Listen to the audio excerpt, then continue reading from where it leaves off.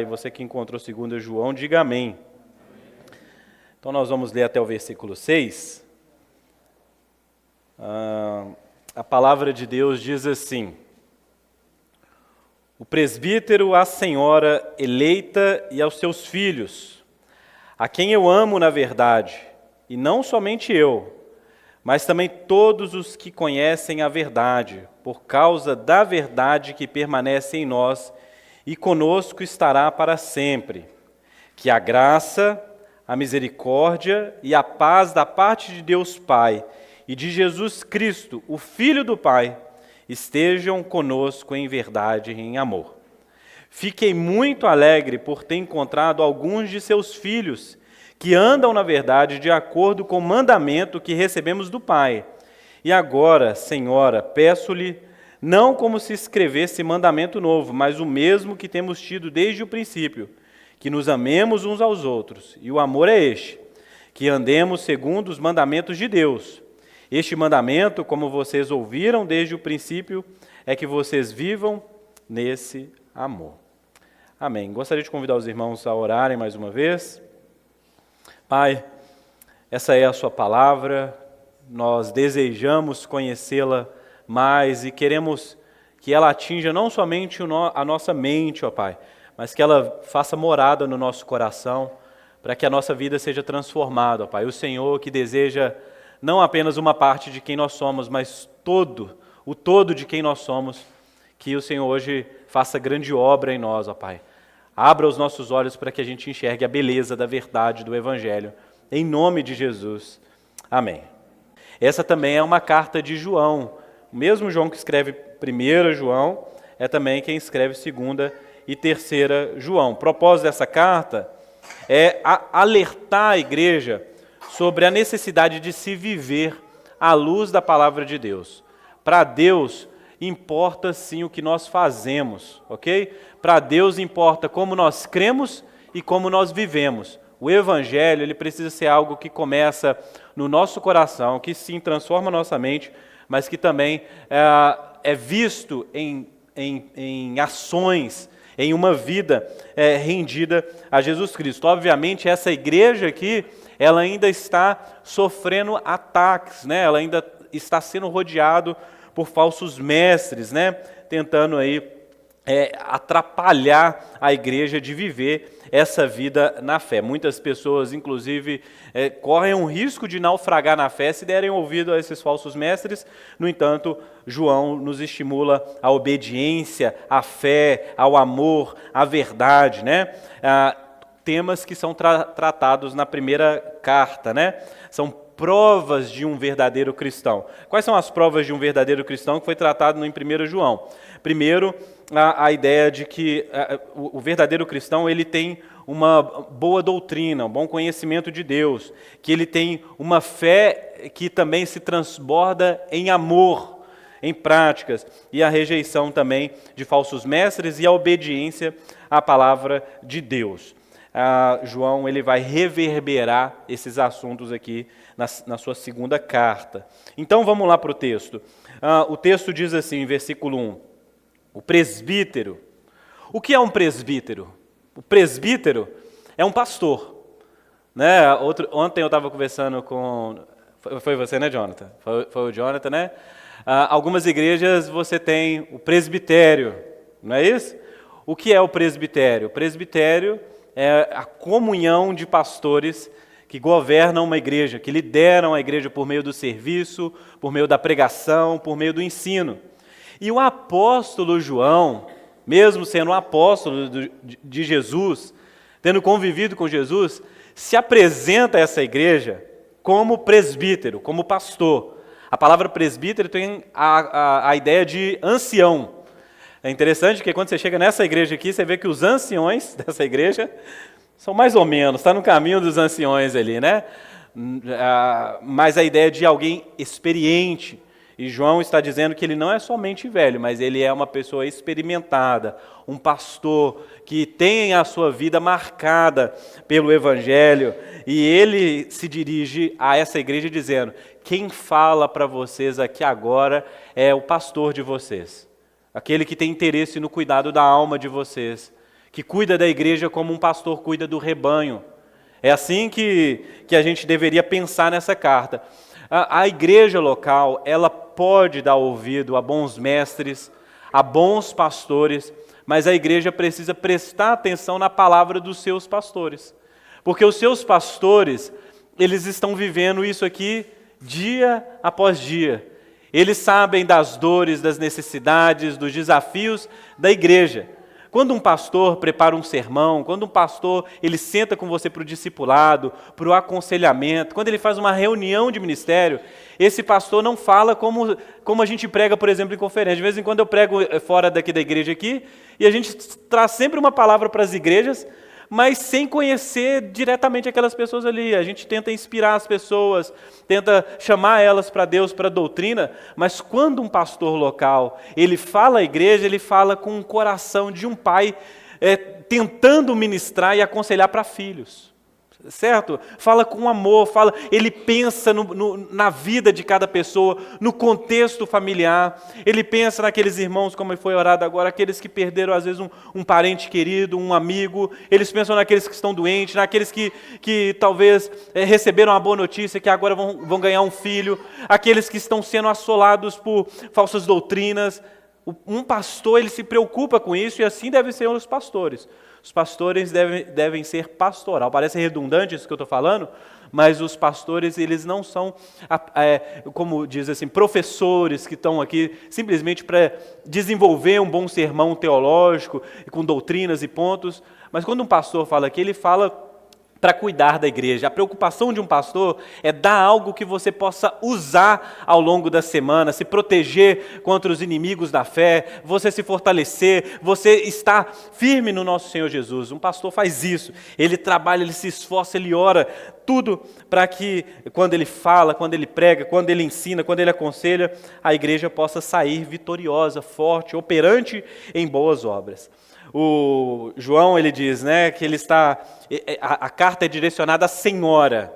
Quem é essa senhora? É um dos grandes temas assim, para a gente poder pensar. Essa senhora aqui pode ser uma senhora, uma mulher mesmo, né, uma senhora que juntamente com os seus filhos receberam o evangelho, e João conhece essa senhora pessoalmente. É uma carta direcionada a uma mulher que tem aí na sua casa filhos crentes no Senhor, que conheceram a verdade de Deus. Essa senhora aqui, algumas pessoas, inclusive alguns comentaristas, muitos eruditos acreditam, pode ser uma irmã de João, uma irmã, né, que depois ele vai falar, né, a ideia de prima, né, de um parente próximo de João. Outros comentaristas vão dizer que essa senhora aqui talvez seja uma forma velada de João se dirigir a uma igreja local. Né? Como eu disse na nossa reunião dessa semana, eu sou tendencioso a pensar que João está escrevendo a uma igreja local, a uma igreja que tem filhos, ou seja, membros que se converteram ao evangelho. Essa igreja é eleita, ou seja, ela é escolhida para viver o evangelho, e João está falando a ela. Ele diz o seguinte: o presbítero, a senhora eleita e aos seus filhos, ou seja, aos crentes no nosso Senhor Jesus, a quem eu amo na verdade. O amor de João é um amor na verdade, não é um amor apenas afetivo, talvez essa questão do grau de parentesco ou de conhecer, mas ele ama na verdade. O que é a verdade? É o Evangelho, é a doutrina que revela o Deus soberano, o Deus triuno, o Criador dos céus e da terra e Redentor das nossas almas. O amor de João é um amor unido ao amor de Deus por essas pessoas, por essa igreja, por esses crentes. E não somente João ama essa igreja ou essas pessoas, mas também todos os que conhecem a verdade. Como eu já disse isso aqui, a verdade do Evangelho, aquelas pessoas que nasceram de novo, que foram iluminadas pelo Evangelho, elas devem ter pelos outros um amor que cada vez cresce mais. Por quê? Porque nós fomos iluminados, nós fomos salvos. O amor que nos alcançou em Cristo Jesus deve também ser um amor que irradia para outras pessoas. E é interessante o desenvolvimento do texto, porque ele diz o seguinte: por causa da verdade que permanece em nós, estará conosco para sempre. Saudação. Que a graça, misericórdia e parte de Deus Pai e de Jesus Cristo, o Filho do Pai, estejam conosco em verdade, em amor. A palavra verdade aparece 4 vezes nesses versículos que a gente leu aqui. Ela é muito importante para João, para ele poder expressar isso, né? A ideia aqui que ele vai dizer sobre graça, misericórdia e verdade, ele vai dizer o seguinte, né?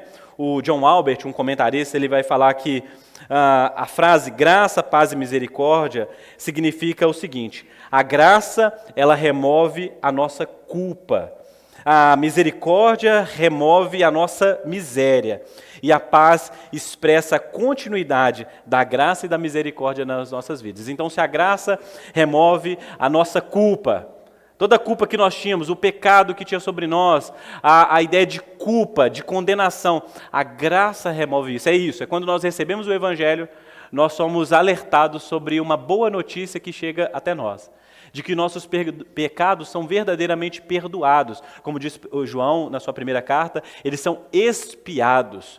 O sangue de Jesus remove essa culpa que existia sobre nós, essa condenação que existe sobre nós.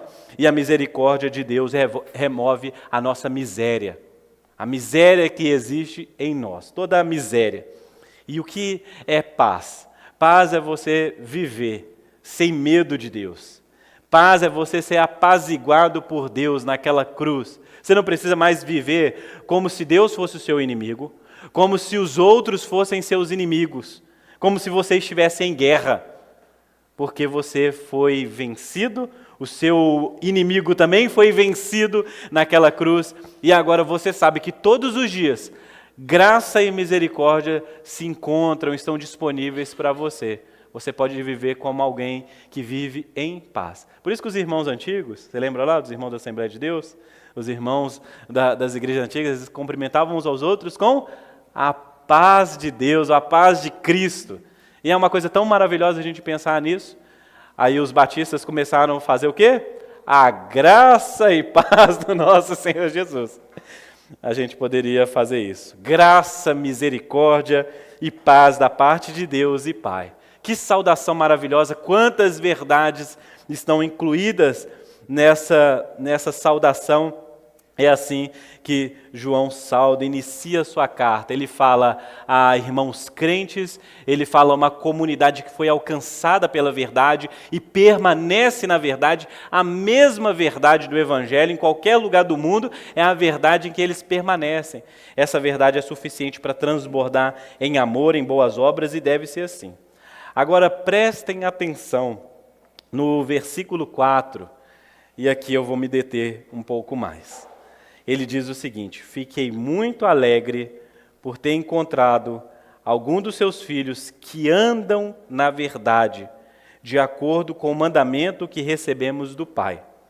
Essa é a alegria de um pastor. Esse texto aqui poderia ser, o título desse sermão poderia ser esse, né? A alegria de um pastor. Qual é a alegria de um pastor? Encontrar irmãos crentes, verdadeiros crentes, andando na verdade. Pessoas que conheceram a verdade do Evangelho, que assimilaram bem a doutrina, mas que transformaram todo esse conhecimento em ações práticas. É como se um pastor estivesse andando, ele estivesse em algum lugar, um parque, um supermercado, em algum lugar da nossa cidade, e ele, ao observar, ele fala assim: aquele irmão ali é crente, não é? Ele vai lá na igreja, eu já vi ele muitas vezes, ele tem escutado, ele tem aprendido. Olha só como ele está agindo como um verdadeiro cristão, um verdadeiro discípulo de Jesus. Algumas pessoas pensam que ser crente é apenas vir ao culto aos domingos ou saber dar as respostas corretas, saber ter guardado, ler os livros. Não, Deus está interessado que todo o conhecimento que nós temos dele seja tão transformador em nossas vidas, a ponto de nós sermos encontrados vivendo na verdade, seguindo e obedecendo os mandamentos. João se alegra muitíssimo, porque ele encontra alguns filhos dessa congregação local a quem ele escreve, andando na verdade, vivendo uma vida digna, uma vida justa, uma vida que reflete a glória de Deus, como nós cantamos aqui. É maravilhoso quando nós cantamos aqui. E qual é o intuito de toda a verdade que é cantada, que é falada? É inspirar o nosso coração, inspirar a nossa vida a uma prática de fé, que condiz com aquilo que cantamos, com aquilo que falamos, com aquilo que professamos. A nossa vida precisa seguir o testemunho dos nossos lábios. Se nós cantamos aqui, servir e amar a igreja, então eu preciso servir e amar. Parece lógico, mas muitas pessoas têm separado a vida pública da vida privada, a vida no culto, da vida como diz, secular. Lembre-se, Deus santificou todas as áreas da sua vida, para que você viva essa vida para a glória dele e expresse isso em palavras, em ações que condiz com esse testemunho.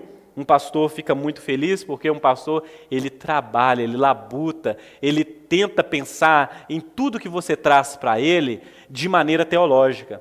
Se você fala que está triste, que está feliz, que almeja alguma coisa nova na sua vida, seja uma vaga de emprego, seja um empreendimento, você que procura casar, eu desejo casar, tudo isso converte, você está falando isso, na cabeça do pastor ele está pensando assim, como posso dar uma resposta teológica, Bíblia, que condiz com a verdade do Evangelho e ajudar essa pessoa a pensar na realidade a partir da vontade de Deus. E muitas vezes a gente fica frustrado, fala assim, a gente no geral, os pastores, os conselheiros, os líderes, porque muitas vezes o que acontece é que a gente prepara tudo, Você chega para a pessoa e traz para ela um problema que ela nunca ouviu na vida dela, um pastor. Aí a gente começa a conversar lá na segunda-feira, meu Deus, eu não sabia, eu pensei que eu estava preparado para isso. Aí vem a notícia, o irmão está passando por certa dificuldade, certa tormenta, como que nós podemos ajudar?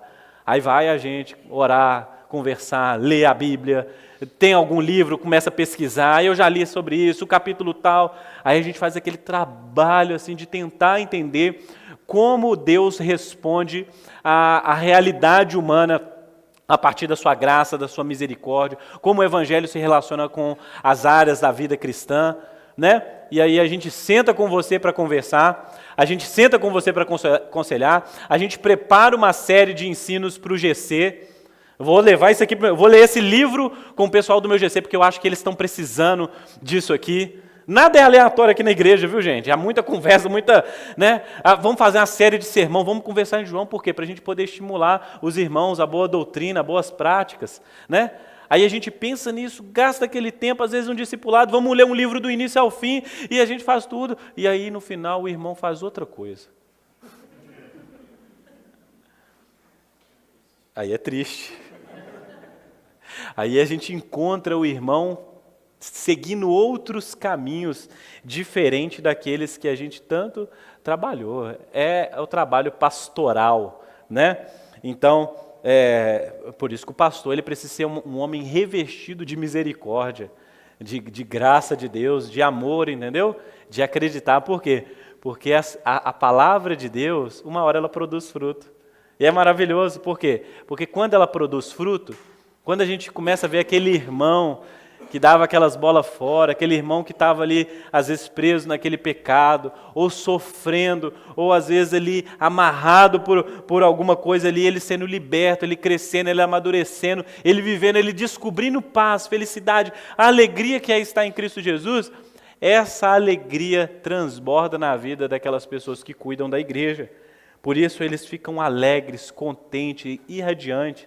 É como se fosse a gente fica feliz demais quando a gente vê alguém crescendo, e essa palavra, esse verbo é muito importante, andando na verdade. Andar na verdade não é simplesmente andar assim, soltando um versículo bíblico, mas é uma pessoa que anda na verdade, que tem os seus caminhos construídos pela verdade de Deus, uma pessoa que vive de acordo com o mandamento que recebemos do Pai. Algumas pessoas elas excluem os mandamentos, a lei de Deus das Escrituras, falando assim, não, isso é coisa do Antigo Testamento, não tem mais mandamentos. Não, existem muitos mandamentos, inclusive Cristo ele vai acentuando os mandamentos, que a gente vai olhando e falando assim, peraí rapidão, o negócio ficou mais difícil, né? Pensei que ia ficar mais fácil, mas quer dizer que não pode pensar, não pode, se eu odiar o irmão no meu coração, eu assassinei ele. Então, Jesus ele vai intensificando, é o que nós chamamos de lei de Cristo. Por quê? Porque agora todo o nosso fazer, todo o nosso pensar precisa ser norteado pelo amor a Deus. Amor a Deus e amor ao próximo. Esse precisa ser o crivo para o nosso pensamento, ação, para a nossa maneira de se relacionar com as pessoas, pela nossa maneira de fazer.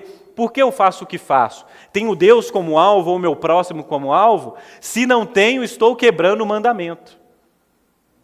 Se não tenho Deus como alvo daquilo que eu faço, quebrei o mandamento. Se não tenho o próximo, o amor ao próximo como alvo daquilo que eu faço, quebrei o mandamento.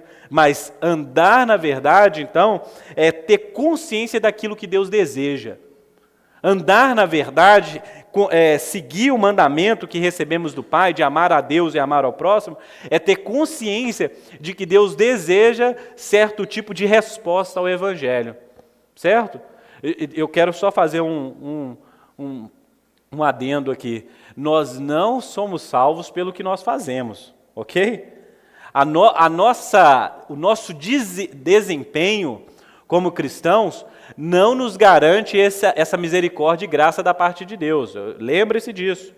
Nós estamos falando aqui que o Evangelho nos encontra quando nós somos carentes, quando nós somos desobedientes, quando nós somos limitados nas nossas obras, quando nós somos limitados na nossa resposta que nós damos a Deus. O Evangelho ele nos encontra, a graça, misericórdia e paz da parte de Deus nos encontra quando nós estamos desarraigados, quando nós estamos soltos, quando nós somos inimigos de Deus. No entanto, uma vez que esse poderoso Evangelho nos encontra, ele precisa também causar e trazer transformações na vida das pessoas. Nós não pregamos aqui uma graça barata. Graça barata justifica o pecado e não o pecador. O Bonhoeffer já alertou isso já.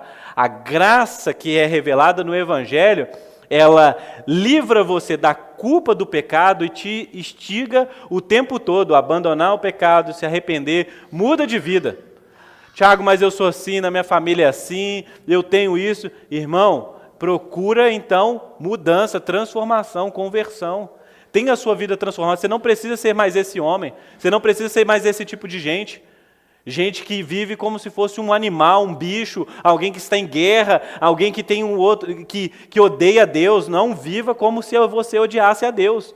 Não pode cantar aqui que você ama a Deus e viver a segunda-feira odiando Deus e os caminhos de Deus, não. Você precisa ter uma vida transformada. Você precisa andar na verdade, corresponder àquilo que Deus espera dos cristãos. E, obviamente, essa jornada é uma jornada que cada um aqui está num ponto, né? Uns aprenderam a amar certas características da vida do cristão que outros não, e a gente está tentando se entender. O que não pode é você jogar a toalha e falar, eu não consigo mesmo, sou falho, e Deus vai me cobrir com a misericórdia e graça dele, e eu não vou nem tentar. Porque por que eu vou gastar minha energia com uma coisa que eu estou sempre fracassando? Não, você precisa insistir. Todas as manhãs que você acorda, você precisa estar disponível a não se tornar um novo homem segundo o que os padrões do mundo acham que é um novo homem. Deus, faça em mim a sua vontade. Venha o teu reino. Onde? A começar do meu coração. Faça essa oração sincera. Deus, me ensina a andar na verdade, a colocar o sermão que eu escuto no domingo em prática. O livro que eu leio em prática. O que eu estudo, o que eu vi, o vídeo, corte lá, seja o que for. Quando eu conhecer a verdade, faça com que essa verdade se torne visível na minha vida. Para que as pessoas que estejam à minha volta percebam que a bondade, a misericórdia e a paz de Deus, a graça de Deus, a verdade de Deus. E agora, Senhora, versículo 5. E agora, Senhora, peço-lhe, não como se escrevesse mandamento novo, mas mesmo que temos tido desde o princípio, que amemos uns aos outros. E o amor é este, que andemos segundo os mandamentos de Deus. E este mandamento, como vocês ouviram desde o princípio, é que vocês vivam nesse amor, uma vida nesse amor. É possível, irmãos, que uma pessoa firme, uma pessoa viva defendendo a verdade de Deus, ela seja firme nos seus argumentos, ela seja uma pessoa irretocável teologicamente. Nós, inclusive, estava conversando com outra pessoa, não sei se era com vocês também, que estava falando assim, não, mas a gente não pode só pensar, tipo assim, tem muitas pessoas que vão absorvendo conhecimento e elas começam a maltratar outras pessoas, né? A menosprezar outras pessoas que talvez conheçam menos da doutrina, né? Às vezes você começa ali, você chegou ali, não conhece muita coisa, não conhece muito de Bíblia, você começa a conhecer um pouquinho mais do que outra pessoa. E aí você já começa a se sentir mais espiritual. Você começa a se sentir espiritual e você começa a menosprezar quem não é como você. É o que o Tim Keller fala lá naquele quadrinho lá que a gente faz no discipulado, né? Quando eu consigo cumprir todas as regras, os mandamentos, ter uma vida justa, quando eu conheço toda a verdade, todas as doutrinas, uma pergunta para mim assim, mas você sabe o que é a tulipe lá, a doutrina da graça? Sei, não, eu sei, eu te dou referência dos versículos. Sabe essas coisas? Quando a pessoa pergunta para você assim, mas você sabe então o que significa então ortodoxia, ortopraxia e ortopatia? Não, eu sei tudo que é isso. Eu estudei lá, eu vi. Essas informações, elas também, chegando no nosso coração desviado, elas podem se tornar armas que machucam as pessoas. Falei isso para o irmão, vou repetir de novo para você não se esquecer. A verdade sem amor, ela machuca, ela fere. A verdade sem amor, ela amputa as pessoas. Ela cega as pessoas, ela causa ferimentos. Às vezes você falou a verdade. Você conhece aquele tipo de gente que fala assim, não, mas eu falei a verdade, tinha que falar mesmo. Cuidado com esse tipo de gente. Porque muitas vezes a pessoa faz isso e ela está se orgulhando de saber a verdade e ela se orgulha do outro não saber. E ela se sente melhor, mais especial por isso. No entanto, a verdade sem amor machuca, fere. Ela traz ferimentos para as pessoas. É verdade também que o amor sem verdade é uma ilusão. Eu te amo, mas não me importo com o que você deseja ou com aquilo que é certo. Se torna um amor doentio, um amor sufocante, um amor descontrolado, um amor que pode inclusive fazer o mal. Quantas vezes nós escutamos pessoas que dizem, eu fiz o mal, mas eu amava essa pessoa. Eu amei demais. Eu agredi aquela pessoa porque eu amava, eu me ardia em ciúmes. Matei por amor. Não. Esse amor sem a verdade, ele é ilusão. Ele é uma coisa, ele é alucinógico, não é real. Então, verdade e amor precisam andar um do lado do outro. Um crente que não valoriza o seu relacionamento com o próximo, que não pensa, não tem misericórdia, não é benevolente, ele não conheceu a verdade ainda, por mais que ele tenha a verdade gravada na mente dele. Ele não conheceu a verdade, porque nós, pessoal, eu queria lembrar vocês disso, nós conhecemos a verdade com o coração, entendeu? Sim, há uma lógica, há uma verdade que vem aqui, que alerta a gente, mas, no entanto, a verdade, ela precisa vir para o coração, para que as nossas afeições sejam mudadas, para que a gente possa desejar aquilo que é verdadeiro, amável e belo em Deus. Andar em verdade, segundo a verdade, é você ter a vida transformada pelo Evangelho. Lembra disso, viu? Eu creio para conhecer. Não é isso? Agostinho falava isso. Eu creio para conhecer e conheço para crer. Há uma outra frase que eu acho que é um pouco melhor. Eu creio para conhecer e conheço para amar. Quando nós encontramos na doutrina, quando numa pregação nós somos alertados, uma verdade acende, lembre-se, essa verdade ela precisa se transformar em amor. Não basta apenas você falar assim, Deus é santo, ou Deus é bendito, Deus é todo-poderoso, ou Deus é sábio. Essas são informações que a gente tem até uma certa facilidade de gravar. A questão é você precisa transformar isso em amor. Amar a Deus porque Ele é bendito. Amar a Deus porque há sabedoria em Deus, há soberania em Deus e amar a Deus. É verdade, há muitas pessoas bonitas, mas nem todas elas merecem o nosso coração.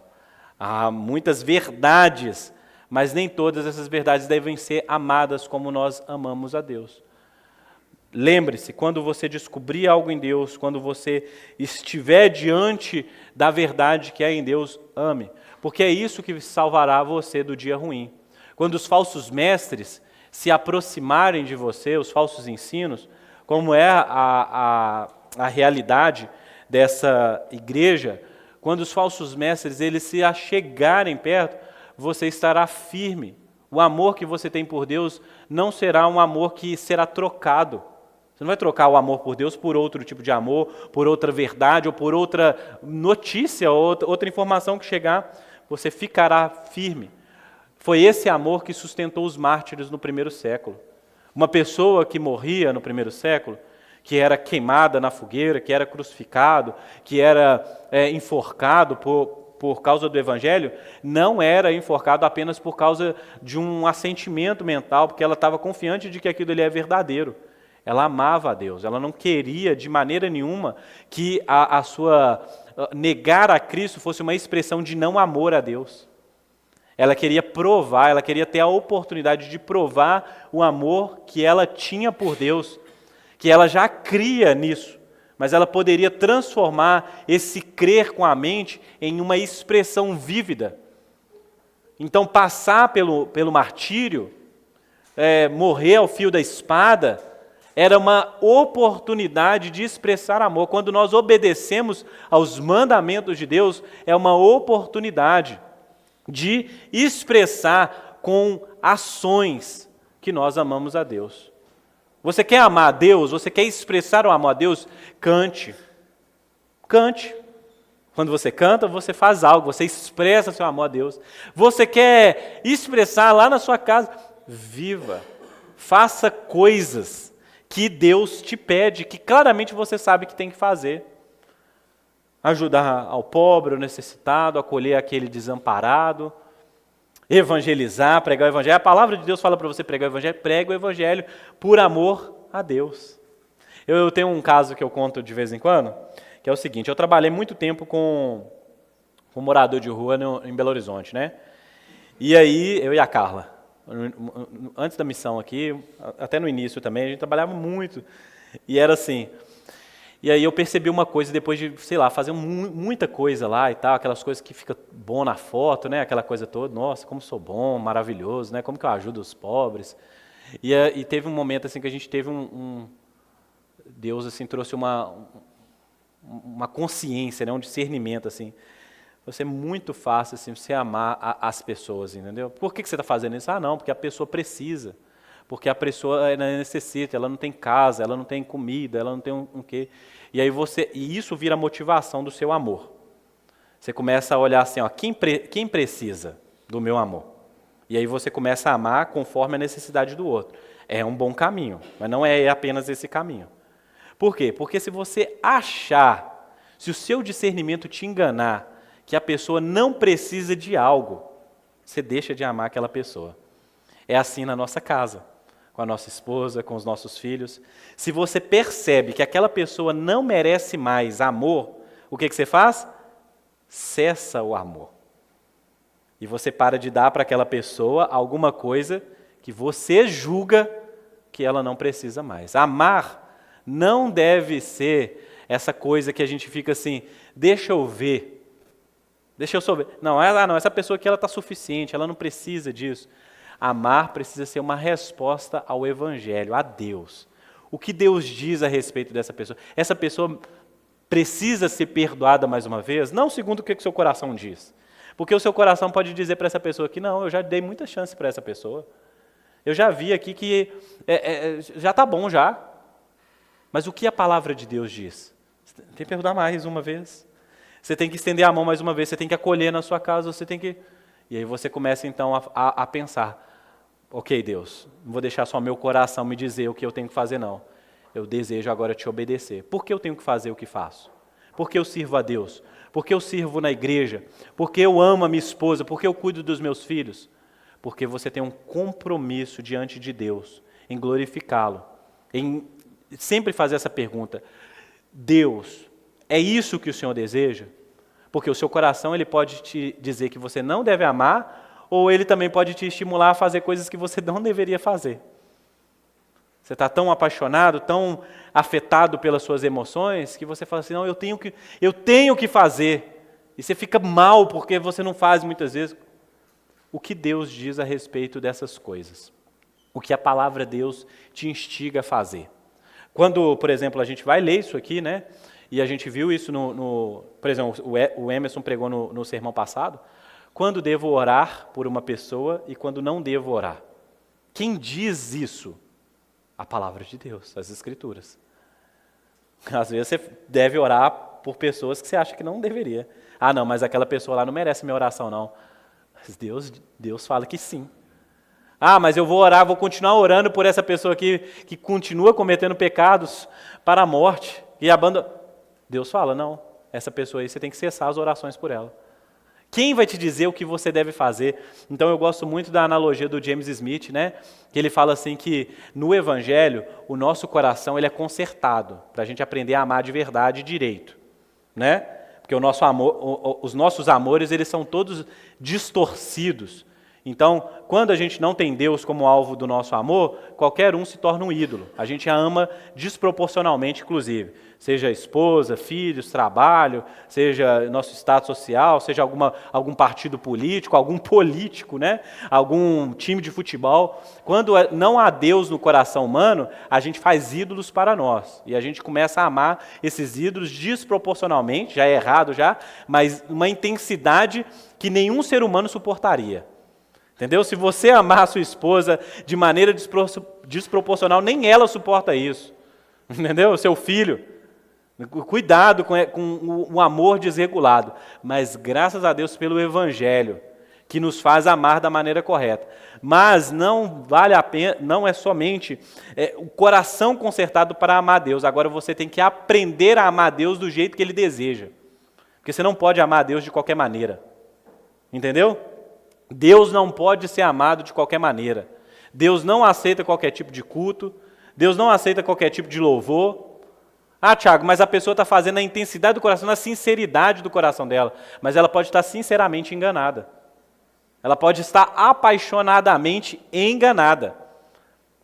Por isso nós precisamos da palavra de Deus, da lei de Deus, das Escrituras funcionando como GPS que nos guia. Não basta simplesmente você estar lá, o pessoal que gosta da trilha, graças a Deus os trilheiros aqui estão multiplicando também, não é só os crossfiteiros não, né? Você está lá na trilha lá, aí você fala assim, eu acho que é para lá. Mas é verdade, né? Às vezes eu estou indo para o leste, eu estou indo para o norte. Não basta apenas ir para o norte, entendeu? Você precisa saber se esse caminho ele passa por algum lugar perigoso. Porque às vezes a direção está certa, entendeu? A direção está certa, mas o caminho é tortuoso. O caminho é o caminho mais difícil. É um caminho mais íngreme, é um caminho mais perigoso, entendeu? Então, somente a palavra de Deus, ela pode te ajudar. Eu lembro do livro do John Piper, que ele falava assim, que os caminhos para entender a glória de Deus, a soberania de Deus, eles podem, por muitas vezes, ser sinuosos, entendeu? Passar por vales e montanhas, inclusive penhascos. Mas se você tem a palavra de Deus, você consegue percorrer esses caminhos com segurança. Você consegue saber, olha, está lá a vontade de Deus para a minha vida, mas eu não posso chegar lá de qualquer jeito. Isso é um mundo que fala para a gente. Que não importa como você vai chegar lá, o que importa é o quê? Chegar, não é isso que o mundo prega? Não, para Deus importa como nós vamos. Como nós tratamos as pessoas à nossa volta. Não vale a pena você ser bem-sucedido, seja no seu trabalho ou seja aqui na igreja, passando por cima das pessoas ou de qualquer jeito. Não vale a pena. Importa sim como nós tratamos as pessoas, como nós servimos a Deus, a nossa vida dentro e fora. Não pode ser de qualquer jeito. Precisa ser do jeito certo.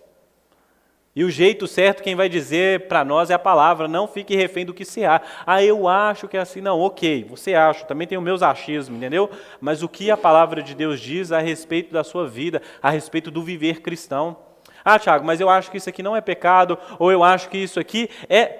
Deixe a palavra de Deus dizer. Isso é mais importante. Talvez você tenha preferências, talvez você esteja lá de novo, vou lembrar o Tim Keller aqui, né? Talvez você seja religioso. E aí a sua religiosidade está dizendo o que é certo e o que é errado na sua vida. O pode e o não pode. E às vezes você está seguindo a sua religiosidade. Ou às vezes você não é religioso, na verdade você é nada religioso. Você detesta qualquer tipo de regras, qualquer tipo de coisa que te coloque dentro de uma norma, você detesta. Não, isso não é de Deus não, foi para a liberdade que Cristo me libertou. Você usa o texto fora do contexto, não é isso? Mas talvez você está querendo ser livre. Você está querendo ser o seu próprio libertador. E isso é prisão também. Essa liberdade também é prisão. Então, a solução não é nem a religião, nem a falta de religião. A solução para as nossas vidas é o Evangelho. Somente o Evangelho tem a capacidade de nos fazer andar de modo digno, de modo justo, a ponto de que as pessoas, não somente os pastores, eles conseguem olhar para a sua vida e se alegrar. Fala, cara, como é bom ver um irmão crescendo. Como é triste ver um irmão regredindo. Que é assim. Quando nós olhamos para pessoas crentes do nosso Senhor Jesus regredindo, pessoas negociando a fé, pessoas andando titubeando, pessoas entrando no estado de mornidão, adormecendo. Aquela pessoa era crente, aquela pessoa orava, aquela pessoa era frequente nas reuniões, aquela pessoa era uma pessoa que desejava servir a Deus e de repente ela está sendo tomada pelo trabalho, começou a namorar e esqueceu que existe Deus. E ela começa então a ser absorvida por aquela relação, ou chegou um filho que é uma bênção de Deus e a pessoa esqueceu que o propósito dela é maior ainda do que aquilo. Parece que é ofensivo falar isso, viu, gente? Os seus filhos não podem ser seus ídolos. Se liberte disso, entendeu? Crie seus filhos para a glória de Deus. O trabalho, uma coisa que é tão boa para as nossas vidas, que nos possibilita abençoar pessoas, abençoar a nossa casa, se torna um ídolo. Mas quer trabalho. Calma. Ou então tem gente que fala que a igreja se torna um ídolo para as pessoas. Porque agora minha vida é igreja o tempo todo, é segunda, terça, quarta, quinta. Se você não é contratado para estar aqui, meu irmão, fica livre para você descansar, entendeu? Essa tem que ser a minha vida aqui, entendeu? E mesmo assim, descanso. O Everton descansa, o Emerson descansa. Mas existem algumas pessoas que são absorvidas por isso.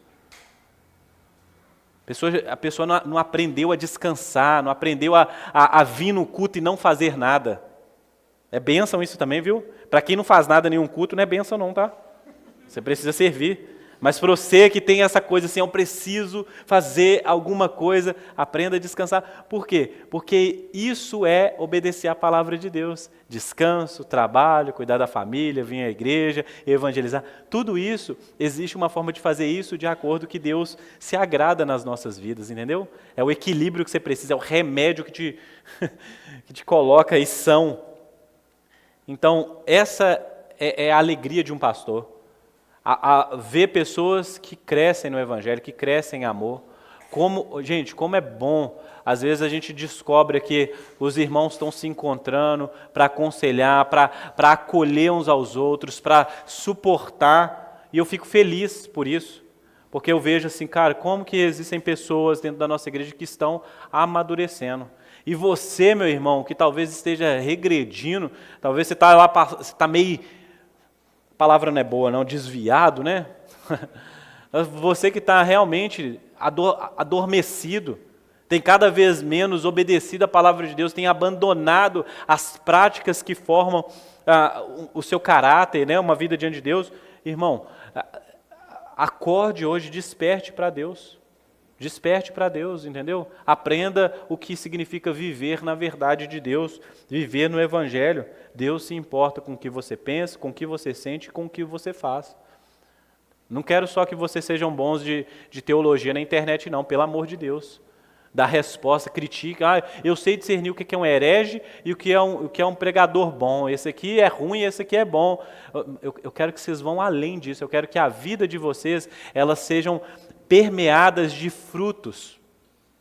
Que pessoas, ao terem amizade com vocês, elas sejam abençoadas, elas conheçam o Evangelho, elas sejam transformadas, que os lares de vocês possam ser assim.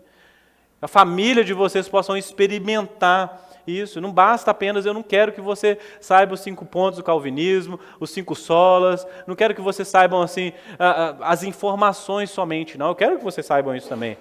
Mas a gente deseja mesmo que vocês tenham vidas transformadas. Vocês vão descobrir que isso vai transcender o que é religião. Porque ser religioso é fácil, entendeu? De novo o Tim Keller. Hoje eu estou cheio de Tim Keller aqui, né? O Tim Keller fala o seguinte, né? Que um religioso, quando você vai forçando um religioso a fazer certas coisas, ele faz por um tempo. Entendeu? Ele está ali. Mas se você quiser causar algum tipo de transformação no religioso, se você tentar pela força, você vai quebrar ele. Entendeu? Porque ele é como uma barra de metal que não pode ser envergada. Se você quiser dobrar uma barra de metal, você precisa aquecê-la com fogo. Se você quiser transformar uma pessoa, somente pelo Evangelho. Então, a fonte da nossa transformação, do que significa conversão de mente, transformação de atitudes, precisa vir do Evangelho, porque senão você consegue até colocar uma pessoa na linha com religião, faça isso, não faça aquilo. Mas somente o Evangelho pode transformar o nosso coração e trazer transformações verdadeiras no nosso dia a dia e na nossa vida. Amém? A alegria de um pastor é ver a sua congregação andando na verdade. É isso que promove alegria, quando um pastor, quando irmãos encontram outros andando na verdade. Valorize isso, o viver, o crer e o viver na verdade. Amém, irmão?